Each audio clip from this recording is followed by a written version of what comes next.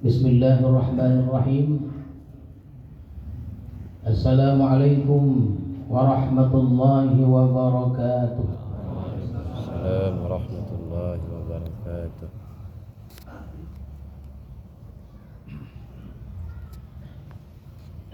Alhamdulillah. Alhamdulillahilladzi amarna bitazkiyatis sarirah wa takhliyatiha 'anil riya'i was-sum'ah wa tahliyatiha bi ikhlasin niyyah. Asyhadu an la ilaha illallah wahdahu la syarika lahu rabbul bariyah wa asyhadu anna sayyidana Muhammadan abduhu wa rasuluhu al-mukhtassu bi khatamin nubuwah. Allahumma salli wa sallim wa barik ala sayyidina Muhammadin sahibil akhlaqil mardiyah wa ala alihi wa sahbihi wa dhurriyyatihi wa man tabi'a sunnatah amma ba'd. Tuan-tuan, para khalifah, para salikin, hadirin, hadirat, serta para tetamu sekalian, alhamdulillah kita bersyukur kepada Allah Subhanahu wa ta'ala yang telah melimpahkan rahmat dan hidayahnya kepada kita semua, sehingga pada malam hari ini kita masih dapat bertemu, bertatap muka di majlis pengajian hikam ini. Dan semoga senantiasalah kita ini, tuan-tuan sekalian, dalam rahmat Allah Subhanahu wa ta'ala. Salawat dan salam kita ucapkan dan kita sampaikan kepada Rasulullah sallallahu alaihi wasallam beserta keluarga, para sahabat dan para pengikut-pengikut beliau. Mudah-mudahan kita semua mendapat syafaat Rasulullah di hari kemudian nanti. Amin ya rabbal alamin. Amin.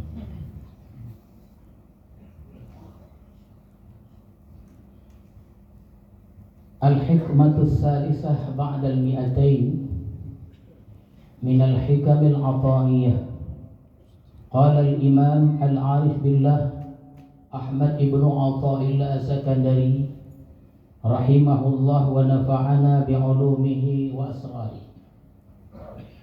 Maka pada hikmah yang ke-203 dari Al-Hikam Al-Ata'iyah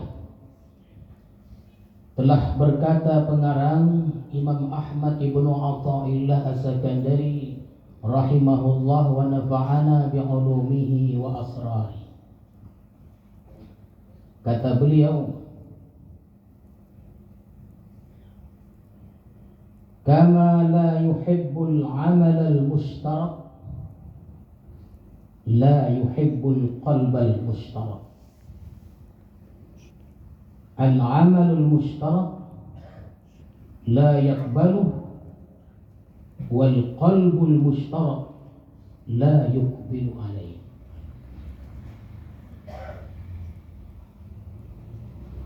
Sebagaimana Allah tidak menyukai akan suatu amal yang disekutukan, Dia Allah tidak menyukai pula hati yang disekutukan. Amal ibadah yang disekutukan itu tidak diterima oleh Allah, dan hati yang disekutukan itu tidak berhadap atas Allah. Itulah dia, tuan-tuan sekalian, terjemahan hikmah yang ke-203 ini. Jadi hikmah ini membicarakan tentang dua hal. Yang pertama adalah al-amalul mushtarak, amal yang disekutukan. Yang kedua adalah al-qalbul mushtarak, hati yang disekutukan. Ammal amalul mushtarak alladhi la yakbaruhu Allah, Adapun amal ibadah yang disekutukan yang tidak diterima oleh Allah Subhanahu wa taala. Artinya tuan-tuan sekalian, arti amal tidak diterima Allah itu adalah begitu amal ibadah yang kita kerjakan itu dibawa oleh malaikat pencatat hafazah, dibawa ke hadapan Allah Subhanahu wa taala, Allah menolak amalan kita itu dengan perkataan Allah, aku tidak menerima amalan ini. Maka kalau Allah menolak amalan itu, berarti tidaklah ada ganjaran pada amalan itu. Tak ada faedahnya dan tak ada manfaatnya, tuan-tuan sekalian. Baik ibadah itu sembahyang, puasa, sedekah, zikir dan sebagainya. Bila ditolak oleh Allah, maka tidak adalah faedah amalan itu. Amal ibadah itu seperti kita buat satu permohonan, kita serahkan kepada seseorang, ketika sampai kepada seorang itu, orang itu berkata atau menolak penyerahan itu. Kenapa? Karena permohonan yang kita serahkan itu tidak sesuai dengan kehendaknya, maka ditolak permohonan itu, tuan-tuan sekalian. Maka amal ibadah yang disekutukan, yang tidak diterima oleh Allah itu yang ada masuk pada 3 penyakit, tuan-tuan sekalian. Kalau ada 3 penyakit ini dalam amal-amalan yang kita kerjakan itu, maka ditolaklah amal kita, tuan-tuan sekalian. Yang pertama, imma riyaun, ada kalanya riya. Selalu kita mendengar kalimat riya ini. Apakah riya itu? Iradatu ghairillahi ta'ala bil amali. Artinya menghendaki selain Allah dengan amal ibadah itu. Kita nih menghendaki dalam beramal itu selain Allah Subhanahu wa taala. Jadi kalau demikian cara kita beramal, sudah pasti Allah tidak akan menerima amal ibadah kita itu. Karena Allah tahu, maha tahu Allah kepada kita. Adakah kita beramal karena Allah, atau kita beramal karena fulan bin fulan, atau ada percampuran dalam amal ibadah yang kita kerjakan itu. Seseorang itu bersedekah atas 2 dorongan kemungkinannya. Yang pertama, mungkin dia menjunjung tinggi perintah Allah, bersedekahlah dia. Dorongan kedua, dia bersedekah untuk mendapat pujian orang lain terhadap dirinya. Jadi tuan-tuan sekalian, kalau kita ibadah kepada Allah dan kita ingin pujian orang lain, itu namanya al-amalul mushtarak, amal yang disekutukan.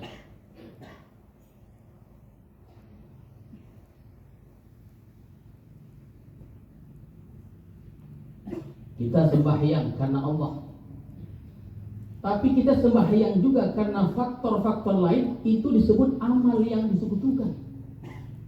Dan amal yang disekutukan itu ditolak oleh Allah Subhanahu wa taala. La yaqbalullah. Allah tidak akan menerima amal ibadah seperti itu. Yaqulullahu ta'ala, Allah berfirman dalam satu hadis qudsi, kata Allah, man amila amalan asyraka ma'i fihi ghairi fahuwa lilladzi asyraka wa ana minhu bari'un. Barang siapa beramal suatu amal yang dia menyekutukan besertaku pada amalan itu yang lain, kata Allah, maka amalan itu untuk orang yang dia sekutukan, dan aku berlepas dari yang demikian itu, tuan-tuan sekalian. Jadi Allah ini dia tidak mau diduakan. Allah ini punya sifat cemburu, tuan-tuan sekalian. Kata Allah, kalau engkau beramal karenaku dan engkau beramal karena si fulan bin fulan itu, bawa saja amalan engkau itu kepada fulan bin fulan itu. kata Allah, dan aku berlepas terhadap yang demikian, wa ana bari minhu. Qala Allah Ta'ala, berfirman Allah dalam surah Nisa, wa'budullaha wa la tusyriku bihi syai'an, dan beribadalah hanya kepada Allah dan janganlah engkau menyekutukannya dengan apapun. Maka ayat ini perintah untuk ibadah dan tidak menduakan Allah Subhanahu wa ta'ala. Tak boleh kita menduakan Allah.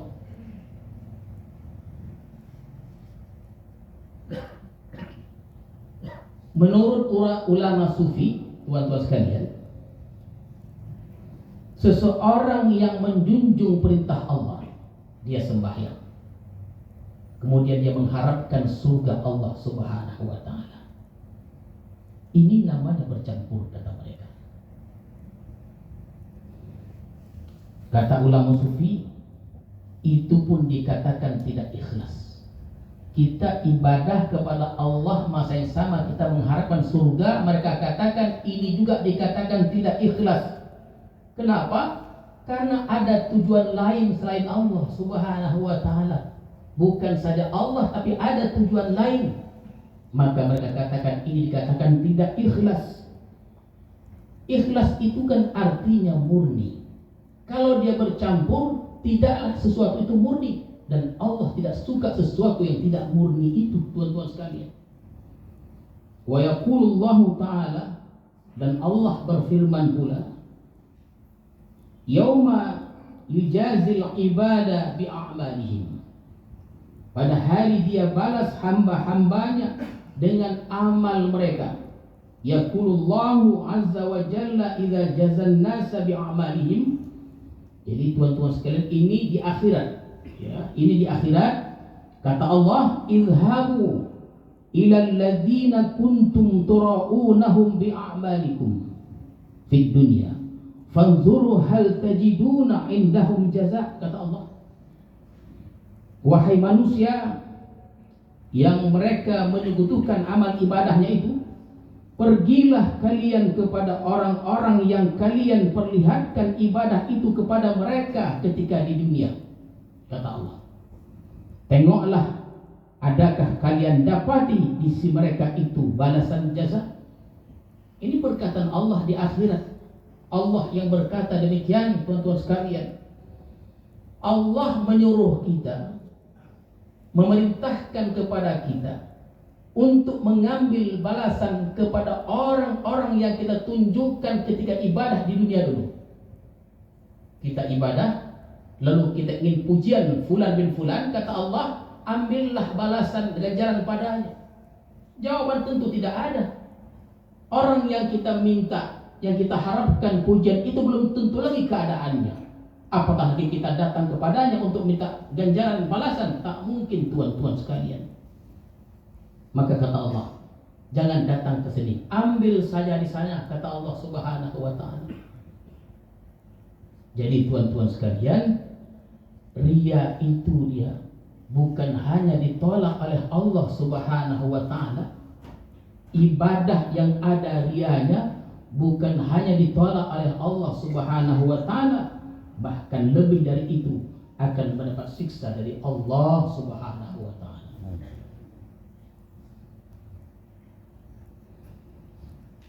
Salasatun awwalu man tus'iru bihim jahannam.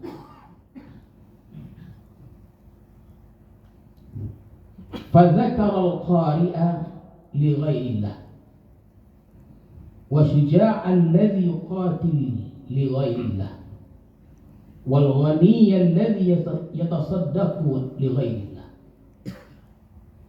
Ini hadis Rasulullah menceritakannya. Nanti di akhirat itu ada 3 kelompok yang mereka semua dimasukkan ke dalam neraka. Dalam hadis itu disebutkan yang pertama adalah seorang yang alim, yang qari. Maka dihadapkan kepada Allah, ditanya kepada dia, apa yang telah engkau perbuat dengan nikmat-nikmat yang telah kuberikan kepada? Ditanya kepada seorang yang alim, yang qari tadi, tuan-tuan sekalian. Yang qari tadi menjawab, aku telah belajar dan kuajarkan ilmu itu ya Allah karena Engkau. Kata Allah, Engkau berbohong. Engkau mengajar bukan karena aku, supaya engkau dikatakan orang yang alim, supaya dikatakan engkau orang yang bagus suaranya, masukkan dia ke dalam neraka.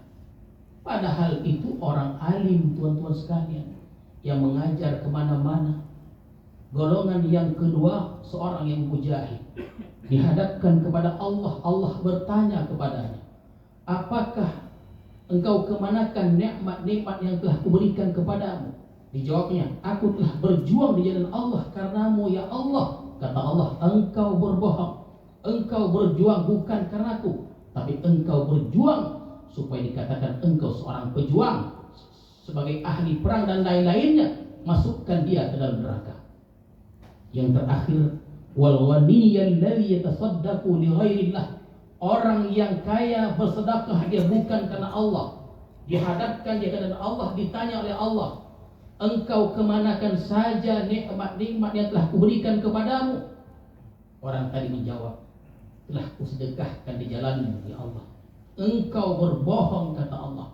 Tidak demikian, tapi engkau bersedekah supaya engkau dikatakan orang yang dermawan selama di dunia itu. Semuanya dimasukkan ke neraka, tuan-tuan sekalian. Kenapa? Karena amalan ini bercampur. Allah tidak suka amal itu disekutukan. Itulah dimaksud dengan al-amalul mushtarak.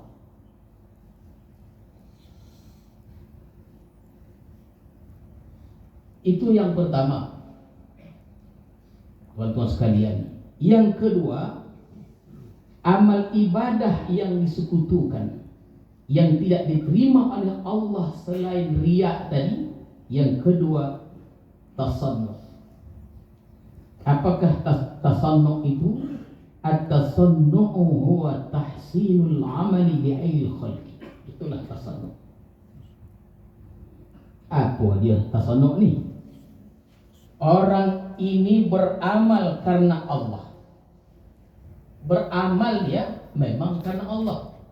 Tetapi kalau ada orang, diperbaikinya amal-amalan, dibagusnya amal-amalnya itu, diperhiasinya, dicantikkannya amalnya itu. Contoh, tuan-tuan sekalian, dia sembahyang. Kalau dia sembahyang tak ada orang, biasa saja. Tapi kalau dia sembahyang atau begitu ada orang, berubah cara sembahyangnya, berubah gerakannya, berubah suaranya, bahkan berubah pula waktunya. Kalau sembahyang sendiri 5 menit, sembahyang ada orang 10 menit.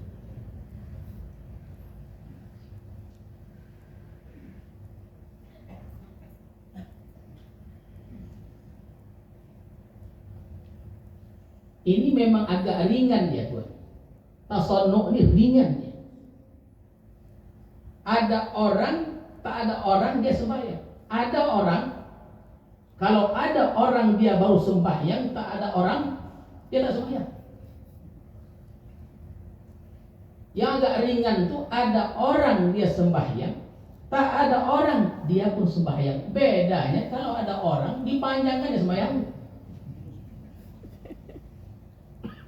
Itu namanya tasannuh.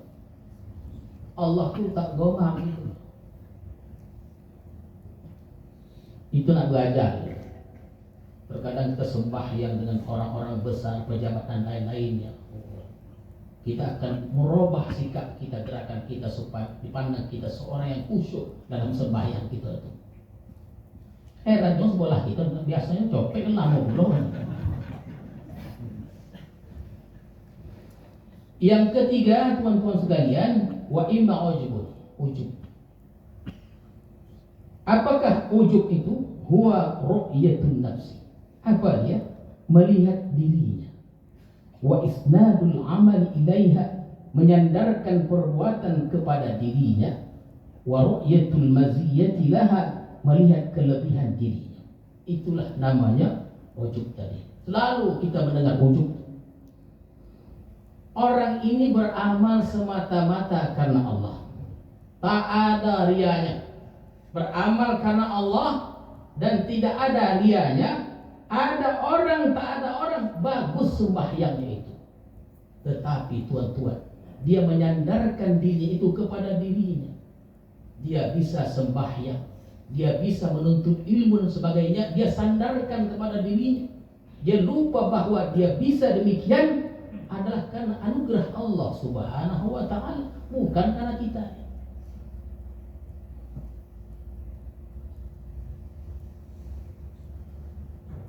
Ada dikisahkan, dan saya mendengar ada seorang khatib di sini menceritakan kisah itu. Tuan-tuan sekalian,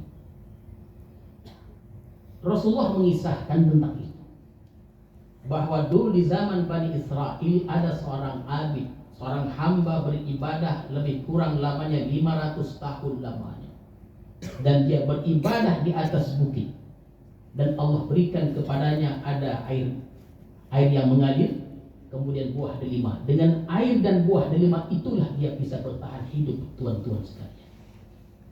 Di penghujung hayatnya dia berdoa kepada Allah, ya Allah, matikanlah aku kelak dalam keadaan sujud kepadamu. Allah kabulkan doanya, matilah dia. Diceritakan Rasulullah SAW, dibawalah dia. Allah bertanya kepada dia. Allah perintahkan kepada malaikat, yang kemudian Allah bertanya kepada hamba tadi. Dibawa ke hadapan Allah, kemudian kata Allah, wahai malaikat, bawa dia, hamba ini, ke surga awalnya. Tapi akhirnya tuan-tuan sekalian, ketika Allah bertanya kepada dia, masukkan dia, hambaku ini, ke dalam surgaku. Bawa dia, bawalah hambaku ini ke dalam surgaku dengan rahmatku, kata Allah Subhanahu wa ta'ala. Kata si hamba, wahai Tuhanku, masukkanlah aku dengan amalku. Kata Allah lagi, sehingga 3 kali, wahai malaikat, masukkan hambaku ini ke dalam surgaku karena rahmatku. Si hamba berkata, ya Allah, masukkanlah aku dalam surgamu dengan amalku. Itu tuan-tuan sekalian ada dikisahkan sebagai pendapat, diseret dia ke dalam neraka. Yang pada akhirnya Allah bertanya kepada dia, dan diperintahkan untuk ditimbang amal ibadah. Coba timbang amal ibadah itu selama 500 tahun itu. Maka ditimbanglah amal ibadahnya dengan matanya saja, tuan-tuan sekalian. Maka setara timbangan itu. Mata saja anugerah karunia Allah berikan kepada kita seimbang dengan ibadah 500 tahun lagi. Belum yang lain-lainnya. Allah tanya kepada dia, engkau sudah beribadah 500 tahun lamanya, karena siapa? Hamba menjawab, karena engkau ya Allah. Selama engkau beribadah itu ada air mengalir, itu dari siapa? Dari engkau ya Allah. Ada buah-buahnya kutumbuhkan, dari siapa? Dari engkau ya Allah. Engkau bisa bernapas hidup karena siapa? Karena engkau ya Allah. Baru insaf sadar dia. Kita ini tuan-tuan sekalian, janganlah sekali-kali kita menyandarkan amal perbuatan kita itu kepada diri kita. Kelebihan yang kita miliki, amal ibadah yang bisa kita tegakkan, itu semata-mata karena rahmat Allah Subhanahu wa ta'ala.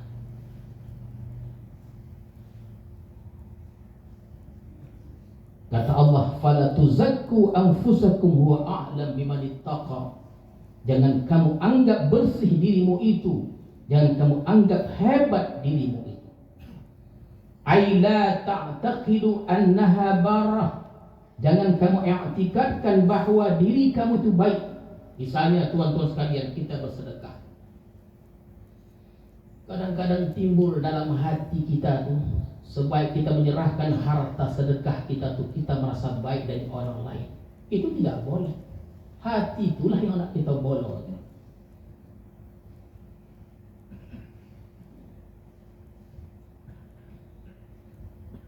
Nabi Isa alaihissalam dikisahkan mencari orang-orang jahat untuk diobati penyakit jahatnya itu.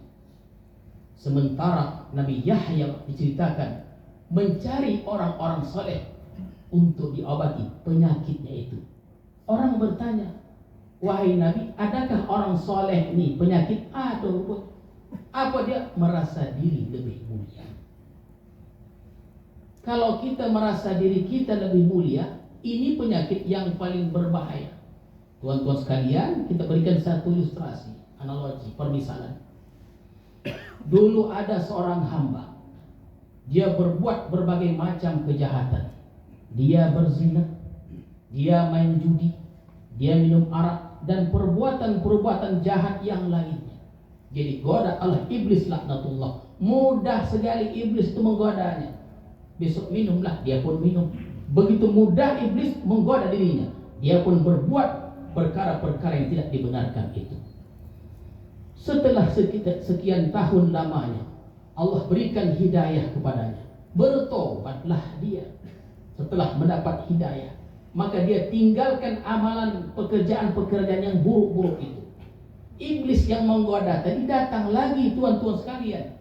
Maka iblis yang datang itu cara menggoda bukan seperti dulu lagi, minumlah arak. Dia tidak mau lagi. Kenapa? Karena dia sudah bertobat. Berzinalah, maka dia tidak akan mau berbuat demikian karena sudah insaf.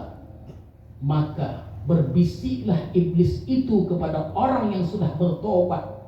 Tobat sudah berpuluh tahun, berkatalah dia, alam tara kaifa asbahtan an. Kata iblis kepada hamba yang soleh tadi, yang dulunya berbuat jahat, sekarang sudah menjadi soleh dia. Berkata iblis, alam tara kaifa asbahtan an. Apakah engkau tidak menengok keadaan engkau sekarang ini? Tengok engkau soleh sudah. Sikit lagi engkau jadi wali. Iblis. Iblis tidak akan menggoda, minumlah, berjudi, tidak lagi begitu. Dikatakannya, engkau udah seperti engkau orang yang soleh. Kalau si hamba tadi tuan-tuan setuju dengan bisikan iblis, tahu dia, yakinlah dia bahwa dia orang yang soleh, yang mulia, yang baik. Sesungguhnya dia telah jatuh ke dalam satu jurang lebih dalam dari jurang yang dulu itu. Jadi dosa dia minum arak itu tak seberapa dibandingkan dia merasa dirinya bersih. Ya, ini bukan berarti berikan angin depan minum arak. Bukan begitu. Minum arak itu berdosa juga dia. Tapi lebih parah orang yang menganggap dirinya bersih, tuan-tuan sekalian. Maka pantaslah Allah berfirman, fala tuzakku anfusakum wa a'lam biman ittaqa.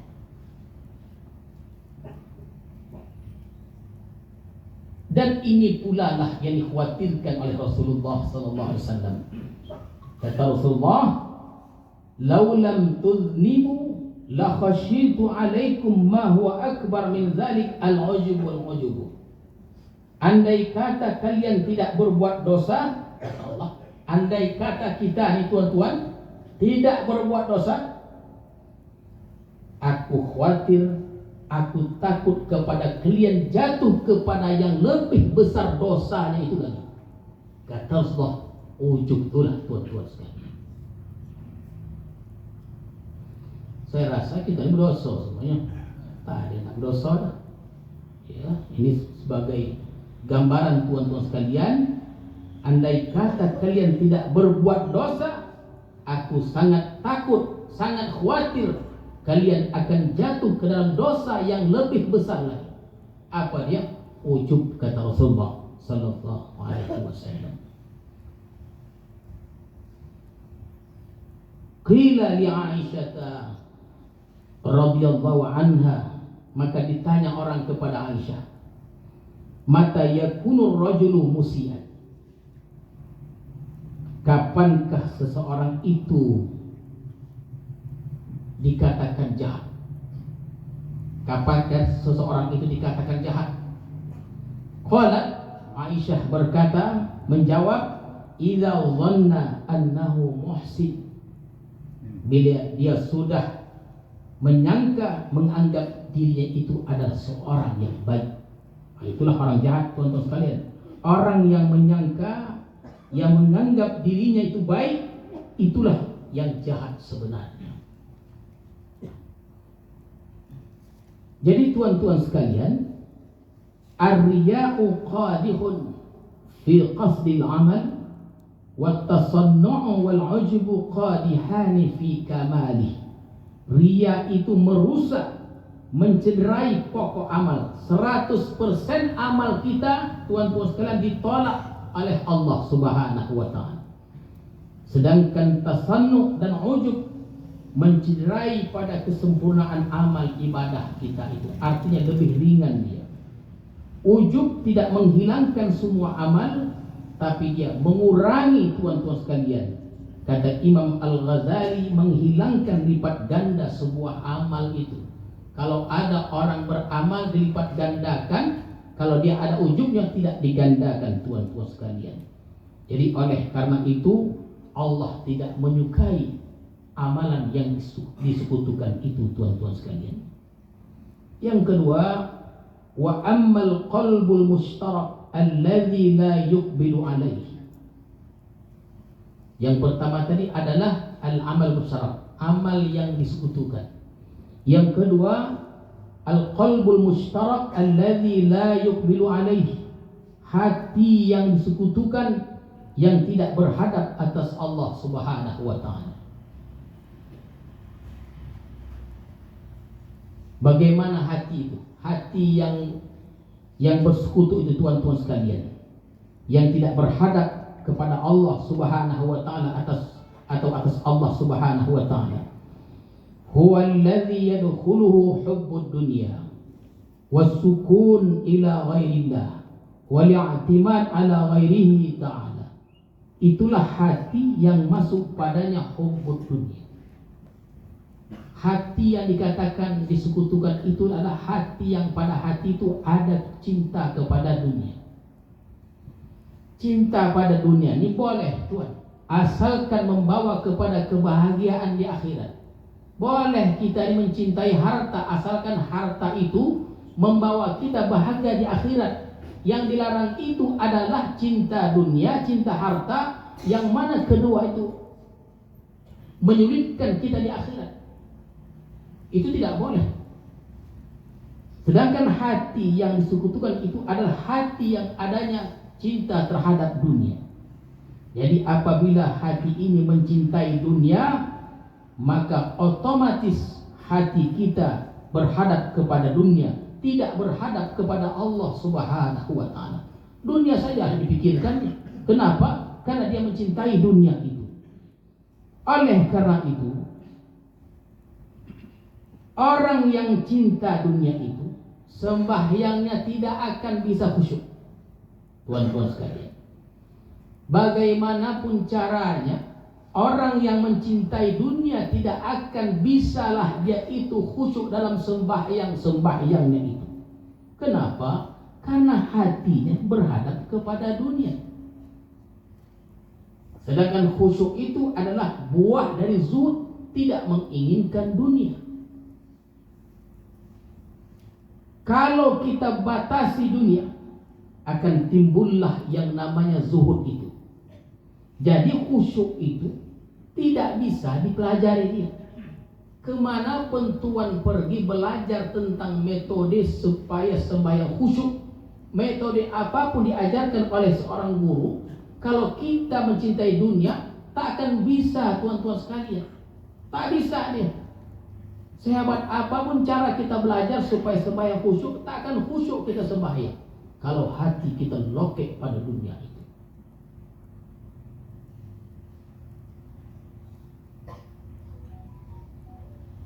Khusyuk itu adalah buah, sedangkan batangnya itu adalah zuhud. Bila kita zuhud, insya Allah otomatis dapatlah khusyuk dalam sembahyang itu. Pada pertemuan sebelumnya kita ada sebutkan tentang wara' dan zuhud. Wara' itu meninggalkan yang syubhat, mana yang halal, mana yang haram, itu diperhatikannya betul-betul. Bahkan yang makruh pun ditinggalkannya. Sedangkan orang zuhud melebihi orang yang wara'. Orang wara' belum tentu zuhud, zuhud pasti wara'. Di mana kelebihan orang zuhud ini? Orang zuhud jangankan yang haram, yang halal pun ditinggalkannya. Orang yang zuhud ini mampu meninggalkan yang halal, kalau yang halal itu menjauhkan dirinya hubungannya dengan Allah Subhanahu wa taala. Jadi tuan-tuan sekalian, Selama hati kita ini kita sekutukan dengan hubbud dunia, maka hati kita akan berhadap kepada dunia dan Allah tidak menyukai itu. Yang kedua, wasukun ila ghairillah, artinya tentram kepada selain Allah Subhanahu wa taala. Mestinya hati ini tentramnya kepada Allah, bukan kepada selain Allah. Alladzina amanu wa tatma'innu qulubuhum bi dzikrillah. Orang beriman itu hatinya tentramnya dengan Allah Subhanahu wa taala. Kalau hati kita itu tentramnya kepada pangkat, maka pangkat itu sajalah yang dipikirkan. Kalau hati kita tentram kepada jabatan, jabatan itu saja akan yang dikejar dan dipikirkannya, tuan-tuan sekalian. Hati kita kepada keluarga kita lah ingatan-ingatan kita itu. Kalau sudah demikian, tuan-tuan sekalian, tentramnya hati kita kepada keluarga, bukan kepada Allah Subhanahu wa taala. Dan yang ketiga adalah wal i'timad ala ghairihi ta'ala, dan berpegang bersandar atas selain Allah Subhanahu wa taala. Artinya dia tidak merasa kuat hanya dengan Allah. Dia merasa kuat bersandar kepada backingnya, bukan Allah Subhanahu wa taala. Ada orang begitu, tuan-tuan sekalian. Dengan kekuatan hartanya, kekuatan orang, dia campakkan Allah Subhanahu wa taala. Oleh yang demikian, dapatlah kita simpulkan, hati yang disekutukan itu tidak akan berhadap kepada Allah. Bila hati tidak berhadap kepada Allah, maka dia akan sulit untuk ikhlas, tuan-tuan sekalian. Jadi inilah syarah hikmah yang ke-203 ini, bahwa Allah tidak suka amal yang disekutukan dan tidak suka pula hati yang disekutukan. Amal yang disekutukan itu tidak diterima oleh Allah, dan hati yang disekutukan itu tidak akan berhadap kepada Allah Subhanahu wa taala. Jadi tuan-tuan sekalian, sedikit demi sedikit kita belajar, kita melatih diri kita senantiasa berhadap kepada Allah Subhanahu wa taala, dan dalam ibadah-ibadah yang kita tegakkan itu hanya semata-mata karena Allah. Ilahi anta maqsudi wa ridhaka matlubi.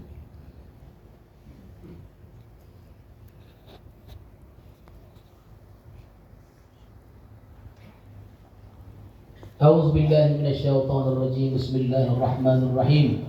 Alhamdulillahirabbil alamin wassalatu wassalamu ala asyrafil mursalin wa ala alihi wa sahbihi ajma'in. Amin. Allahumma zidna ilma warzuqna fahma walhidna bis salihin. Allahumma ij'al jam'ana hadza jam'an marhuma wa tafarruqan ba'di tafarruqan ma'suma. Wa sallallahu ala sayyidina Muhammadin wa ala alihi wa sahbihi ajma'in. Subhana rabbika rabbil izzati amma yasifun. وسلام على المرسلين والحمد لله رب العالمين. السلام عليكم ورحمة الله وبركاته. وعليكم السلام ورحمة الله وبركاته.